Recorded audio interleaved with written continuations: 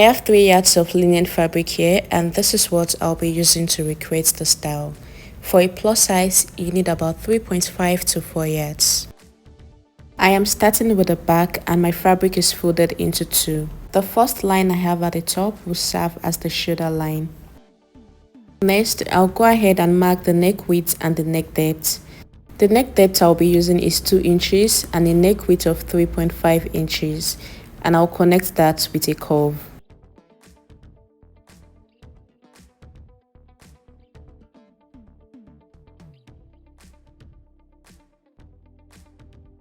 I'll mark the shoulder measurements divided by 2 plus ½ inch for seam allowance. I'll mark that, and from that point, I'll come down by 1 inch for the shoulder slope, and I'll connect with a straight line into the neck width.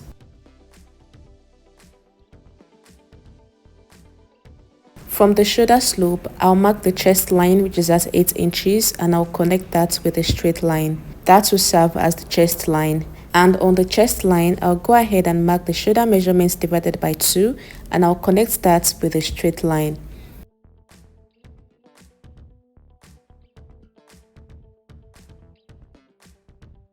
I'll mark the bust measurements divided by 4, and I'll add 2 inches allowance to this measurement, 1 inch for ease and the other 1 inch for the joining allowance. And from the shoulder slope, I'll divide what I have left into 2 and get the midpoint. At the midpoint, I'll go in by 0.5, and I'll connect those 3 points together to form the armhole.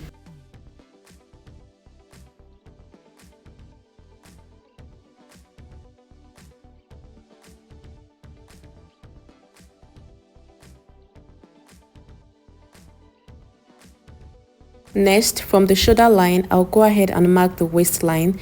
The waistline measurement I'm marking here is 17 inches, and I'll connect that into a straight line. The next measurement I'll be marking now is the hip line. From the shoulder, I'll mark 24 inches, and that will serve as the hip line. I'll connect it into a straight line.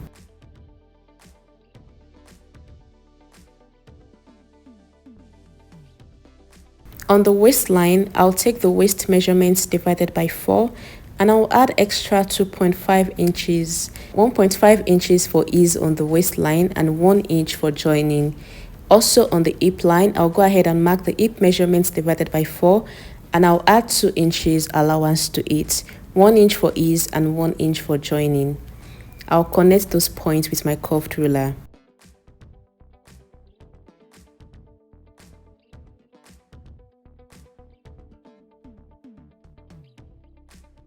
The next measurement I'll be marking is from the shoulder to the full length of the dress.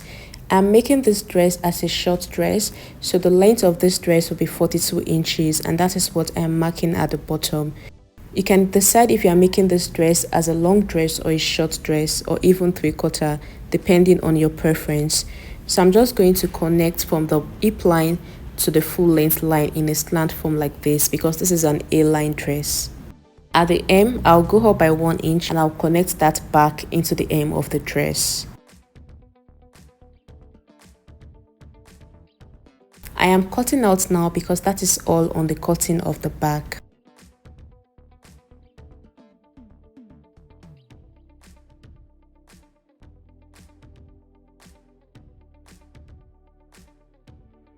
For the front, I have folded my fabric into 2, and what I'm going to do here is to fold a bit of the upper part. I'll fold like 7 inches or 8 inches to serve as the facing. So just fold it like this. It will serve as the facing for the front. Now I'll place my back on the front. The front has a cowl neckline. That is why I am placing my back like this in a slant form, so that we can achieve that cowl in front of the dress.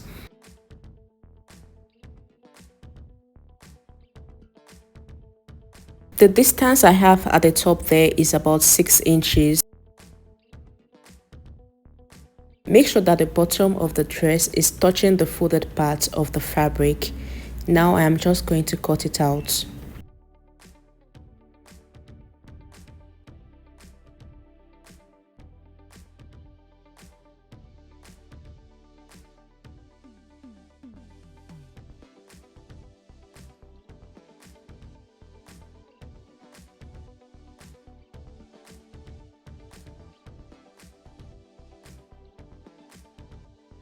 This is what we have after cutting, and this extra we have at the upper part will serve as the facing for the front. Now I have cut out a facing for the back piece.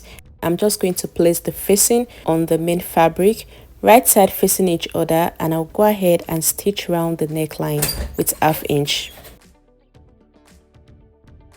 This is after stitching around the neckline and I top stitched on the facing, so make sure you top stitch on the facing after stitching.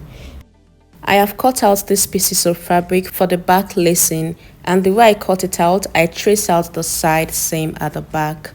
So just trace out what you have on the back, come down by 2 inches from the armhole, and then you're just going to cut it out. I'm going to take the measurement of what I have there so that you can know the length and the width of what I cut out. But I cut out 4 pieces in all, 2 on each side. What I have here is 8 inches in length and 6 inches in width. But I will advise that for the width, you can make it like 4 inches instead of the 6 inches I used here. But the length of 8 inches is fine. I am attaching loops to the part that will be at the center back. So you can do a space of 1 inch in between each of the loops and then place the other piece on each and go ahead and stitch it. Stitch the center at the top and at the bottom. Leave the side open. This is after I was done stitching, and this is what we have. So from the waistline, I'll go down by 2 inches, and it is at that point I am going to place the fabric for the lacing. I'll repeat the same process on this other side also, and I will place it on it and go ahead and stitch it. Run a stitch on it to secure it with the back piece.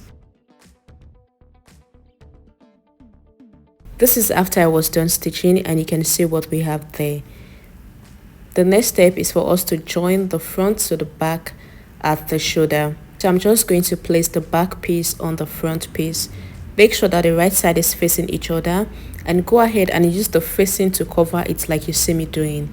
Cover it like so, pin it down, and go ahead and join it together with 1/2 inch. Repeat the same process on this other side.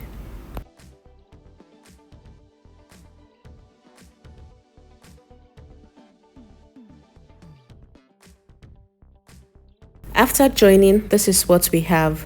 So I'll go ahead and trim out any excess I have on the shoulder like you see me doing.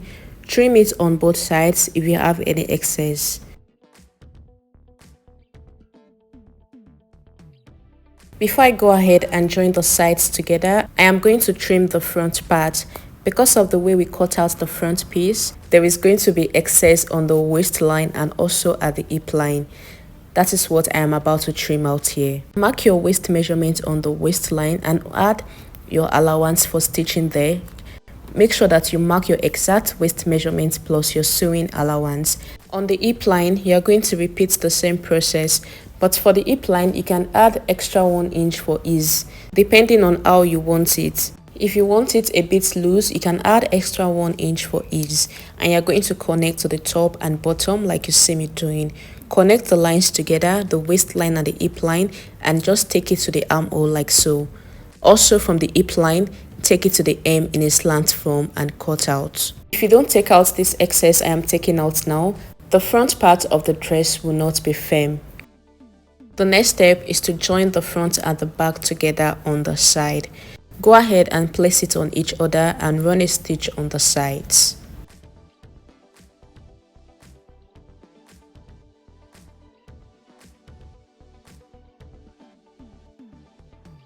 To the cutting of the sleeve, I have my basic sleeve pattern on the fabric. My fabric is folded into 2 and I have my basic long sleeve.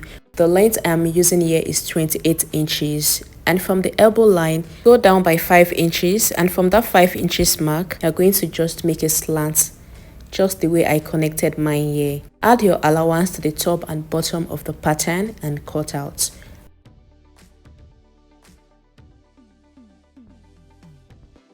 I'll go ahead and use this one to cut out the second sleeve. After joining the sides together, this is what the front part is looking like. You can see the cowl effect, and this is what the back also looks like. You are going to fix your rope to the back for the lacing. The next step is to go ahead and fix the sleeve. For the front facing, just stitch it down on the front part. Just along the armhole, stitch the facing together. I have worked on my sleeve. I have stitched the sides and the hem. I'll go ahead now and attach it to the armhole of the dress. For the bottom part of the dress, I aimed it with 1/2 inch. I am done fixing my sleeve and I have laced the back. The lacing of the dress is when you wear the dress so that you can control how firm you want it to be. So wear the dress first before lacing. If you found this video helpful, please hit the like button, share this video with your friends, subscribe and leave a comment. Thank you guys for watching and I will see you in my next one. Bye.